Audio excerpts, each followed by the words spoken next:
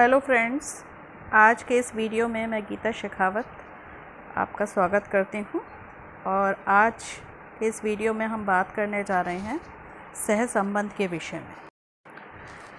आज इस वीडियो में हम डिस्कस करने वाले हैं कोरिलेशन के मीनिंग के बारे में, उसकी डेफिनेशन के बारे में, और कॉजेशन और कोरिलेशन होता क्या है इसके बारे में, और कोरिलेशन की कितनी टाइप्स होती हैं उनके विषय में।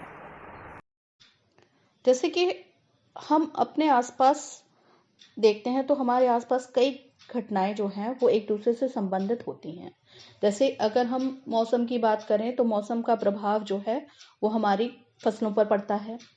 डिमांड का प्रभाव जो है वो सप्लाई पर पड़ता है। ठीक है। इसी तरीके से अगर बच्चे का IQ अच्छा है तो उसका प्रभाव जो है वो उसकी शैक्षिक उपलब्धि पर पड़ेगा, उसके एजुकेशनल अचीवमेंट पे पड़ेगा। अगर पेरेंट्स का जो सोशो इकोनॉमिक स्टेटस है अगर वो अच्छा है या जैसा भी है तो उसका प्रभाव उनके बच्चों पर पड़ता है। इसी तरीके से अगर कोई शिक्षक शिक्षण सहायक सामग्री का इस्तेमाल करता है यानी टीचिंग एड्स का प्रयोग करता है तो उसका इफेक्ट जो है वो उसकी टीचिंग पर पड़ता है। इसी तरीके से जो व्यक्ति की आयु होती है उसका प्रभाव उसके भार पर पड़ता है। ठीक है, यानी वेट का और एज का जो है वो आपस में रिलेशन होता है। तो अगर हम देखें तो जीवन के हर क्षेत्र में जो है वो हर क्षेत्र में जो भी घटनाएं हो रही हैं, जो भी चीजें हैं, वो कहीं ना कहीं किसी ना किसी से जो है वो एक दूसरे से संबंधित होती हैं। तो जब दो राशियां जो हैं वो एक दूसरे से आपस में संबंधित होती हैं तो उन्हीं को ही हम क्या कहते हैं, सहसंबंध कहते हैं। यानी सहसंबंध क्या है कि दो या दो से अधिक वेरिएबल्स को या घटनाएं कह लीजिए या वस्तुओं के आपस के संबंध को क्या कहा जाता है, सहसंबंध कहा जाता है। कोई भी दो वेरिएबल्स या दो योग्यताएं या दो घटनाएं या दो वस्तुएं जो है वो या तो एक दूसरे के साथ संबंधित होंगी और या फिर जो है वो एक दूसरे से स्वतंत्र होंगी। तो कोरिलेशन जो है वो हमें हेल्प करता है कि दो या दो से ज्यादा जो वेरिएबल्स हैं उनके बीच में क्या रिलेशन है, कितना रिलेशन है, किस डायरेक्शन में रिलेशन है, इसको ज्ञात करने के लिए हम कोरिलेशन का प्रयोग करते हैं। यानी अगर हमें दो वेरिएबल्स के बीच में संबंध नापना है, संबंध ज्ञात करना है तो वो हम किसके माध्यम से निकालेंगे, कोरिलेशन के माध्यम से हम उसको फाइंड आउट कर सकते हैं। ठीक है। अब बात आती है कि जो कोरिलेशन है उसको डेवलप किसने किया था। तो सबसे पहले जो कोरिलेशन का जो कॉन्सेप्ट है वो दिया था फ्रांसिस गैल्टन ने 1885 में। जो फ्रांसिस गैल्टन थे उन्होंने ही सबसे पहले इस चीज को पर्याय दिया था कि कोरिलेशन जो है वो दो या दो से अधिक वेरिएबल्स के बीच में हम कोरिलेशन फाइंड आउट, उनके बीच में एक सहसंबंध होता है। तो ये बात जो है सबसे पहले फ्रांसिस गैल्टन ने कही थी 1885 में। सहसंबंध के द्वारा हम दो या दो से अधिक योग्यताओं के आपस के संबंधों का मापन कर सकते हैं। जैसे हम जानना चाहते हैं कि अगर कोई शारीरिक विकास वाला व्यक्ति है तो क्या उसका मानसिक विकास भी उतना ही अच्छा है, या फिर अगर हम जानना चाहते हैं कि कोई अगर एक्सट्रोवर्ट पर्सन है यानी बहिर्मुखी व्यक्ति है तो क्या उसका परीक्षा में सफलता उसकी कैसी होगी, इसका परीक्षा की सफलता से क्या संबंध होगा। या अगर हम ये जानना चाहते हैं कि अगर कोई व्यक्ति बहुत तेज गति से काम कर रहा है तो क्या वो उतनी एक्यूरेसी के साथ भी काम कर सकता है। या हम ये जानना चाहते हैं कि अगर किसी का IQ अच्छा है तो उसकी शैक्षिक उपलब्धि पे उसका क्या प्रभाव पड़ेगा। तो अगर हम इन सभी प्रश्नों का उत्तर जानना चाहते हैं तो इसके लिए हमें दोनों योग्यताओं का परीक्षणों के द्वारा मापन करना होगा और प्रत्येक व्यक्ति के प्राप्तांकों को तालिका में जोड़ों के रूप में व्यवस्थित करके जो सांख्यिकीय गणना इन व्यवस्थित जोड़ों में संबंध ज्ञात करने के लिए की जाएगी उसे ही क्या कहा जाता है, सहसंबंध कहा जाता है। सहसंबंध के बारे में कुछ परिभाषाएं के बारे में बात कर लेते हैं। जैसे फर्ग्यूसन के अनुसार correlation is concerned with describing the degree of relation between variables. यानी जो फर्ग्यूसन है वो क्या कहते हैं कि जो कोरिलेशन है वो किस किस से संबंधित है, कि ये बताता है कि जो रिलेशन की डिग्री बताता है, यानी वेरिएबल्स के बीच में जो रिलेशन है उसकी डिग्री कितनी है उसके बारे में बताता है। ठीक है।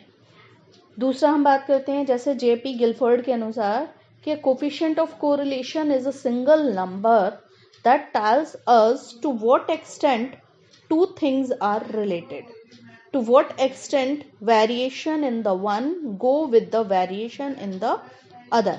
यानी सहसंबंध गुणांक क्या है, एक सिंगल नंबर है, एक अंक है जो ये बताता है कि जो दो वस्तुएं हैं वो किस सीमा तक एक दूसरे से संबंधित हैं, और जो एक वेरिएबल है वो दूसरे वेरिएबल के साथ उसका वो किस लेवल तक जाता है। ठीक है। इसी तरीके से जो लैथ्रॉप हैं उनकी भी एक परिभाषा है कि correlation is a joint relationship between the two variables, कि कोरिलेशन जो है वो क्या है, एक संयुक्त संबंध है दो वेरिएबल्स के बीच में, यानी दो वेरिएबल्स के बीच का जो संयुक्त संबंध होता है उसे क्या कहा जाता है, कोरिलेशन कहा जाता है। तो कोरिलेशन हमें मदद करता है कि अगर हम जो है एज्यूम करना चाहते हैं, यानी ये हमें पूर्व कथन करने के लिए या पूर्व अनुमान हम लगाना चाहते हैं तो वो भी हम इसके माध्यम से लगा सकते हैं। नेक्स्ट है हमारा कार्य कारण संबंध तथा सहसंबंध। सहसंबंध जो होता है वो हमें दो या दो से अधिक समूहों के बीच में क्या संबंध है, और अगर संबंध है तो कितना है, किस मात्रा में है, ये बताता है। लेकिन सहसंबंध हमें ये नहीं बताता कि उस संबंध का कोई कारण या प्रभाव के बारे में हमें कुछ नहीं बताता। तो सहसंबंध से हमें ये नहीं पता लग सकता कि उसका कारण क्या है या प्रभाव क्या है, उसका किस लिए इसमें संबंध है। ठीक है। मान लीजिए अगर हम कहें कि दो वेरिएबल्स के बीच में सहसंबंध की मात्रा बहुत ज़्यादा है, ठीक है, तो इसका मतलब ये नहीं होगा कि जो कारण और प्रभाव है उनके बीच में भी कोई संबंध हो। ठीक है। ये जरूरी नहीं है। अगर मान लीजिए दो वेरिएबल्स के बीच में रिलेशन है, बहुत अच्छा रिलेशन है, तो इसका मतलब ये नहीं है कि कॉज और इफेक्ट में भी कोई रिलेशन होगा। ठीक है। तो जैसे मान लीजिए अगर एक वेरिएबल की मात्रा जो है वो बढ़ रही है, ठीक है, और दूसरे वेरिएबल की मात्रा घट रही है, ठीक है, तो इसका मतलब ये नहीं है कि जो दूसरे वेरिएबल की मात्रा घट रही है उसका कारण पहले वाले की मात्रा का बढ़ना है। ठीक है। या अगर हम ये कहें कि पहला वाला जो वेरिएबल बढ़ रहा है उसका कारण दूसरा वाले वेरिएबल का घटना है। ठीक है। वो कारण हो भी सकता है और उसके अलावा और भी कई कारण हो सकते हैं, लेकिन हम ये नहीं कह सकते कि केवल वो कारण है उसकी वजह से जो है ऐसा हो रहा है। हो सकता है वो भी कारण हो, या हो सकता है वो कोई कारण ना भी हो और उसके अलावा कोई और एक्सटर्नल फैक्टर्स भी उसका कारण हो सकते हैं। ठीक है। जैसे मान लीजिए अगर हम कहें कि कोई एजुकेशनल अचीवमेंट है और आईक्यू में एक पॉजिटिव कोरिलेशन है, ठीक है, तो इसका अर्थ ये नहीं है कि जो एजुकेशनल अचीवमेंट है वो केवल आईक्यू के कारण बढ़ती या घटती है, बल्कि एजुकेशनल अचीवमेंट को प्रभावित करने वाले और भी कई कारण हो सकते हैं। ठीक है। उसका बच्चे का जो है वो सोशो इकोनॉमिक स्टेटस हो सकता है, उसका जो है फ्रेंड सर्कल भी हो सकता है। ठीक है।